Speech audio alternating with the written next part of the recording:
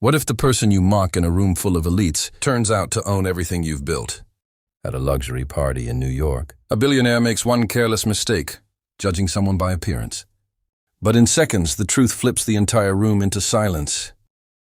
This is a powerful story about respect, hidden power, and why arrogance can cost you everything. If you enjoy stories with deep lessons and unexpected twists, don't forget to like, share, and subscribe for more. Now let's get started. The grand ballroom in Manhattan shimmered under crystal chandeliers filled with the soft hum of conversations, clinking glasses, and quiet laughter. Wealth and influence were on full display, designer suits, sparkling gowns, and confident smiles from people who were used to being noticed.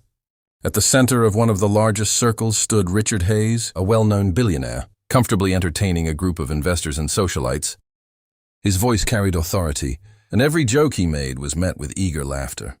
He thrived on attention, and tonight was no different. As the evening continued, a woman stepped into the gathering. She wore a simple yet striking black dress, elegant without trying too hard. Her posture was calm, her presence composed. She didn't seek attention, yet somehow she drew it. A few guests noticed her immediately. Curious but silent Richard, however, looked at her with a different kind of interest, one shaped by assumption rather than curiosity. He leaned slightly toward his group, a smirk forming on his face. "Looks like someone wandered into the wrong room," he muttered, just loud enough for those around him to hear.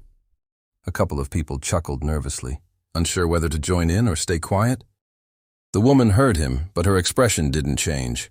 She simply stood there, meeting his gaze, with a calm that felt out of place in such a tense moment. Richard stepped closer, his tone now more direct. "These events aren't open to the public," he said, gesturing suddenly as if pointing out an obvious mistake. His words carried arrogance, the kind that came from years of never being questioned. The surrounding group fell silent, sensing the discomfort rising in the air. Still, the woman didn't react the way he expected.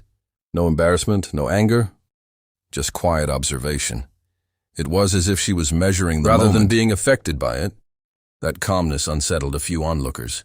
Something about her silence hinted that there was more to the situation than Richard understood. He was too confident to notice. The tension in the room thickened as Richard's words lingered in the air, but before he could say anything further, a sharply dressed event manager hurried toward the group. His expression was tight with concern, his steps quick and purposeful. He glanced briefly at Richard, then immediately shifted his attention to the woman, his posture changing completely.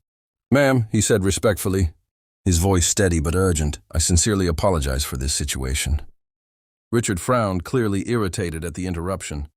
"What's going on?" he demanded, his tone still carrying that same confidence. The manager hesitated for only a second before turning back to him, lowering his voice but not enough to keep others from hearing. "Sir, you need to stop right now." A ripple of confusion spread through the nearby guests. Richard straightened, his pride stung.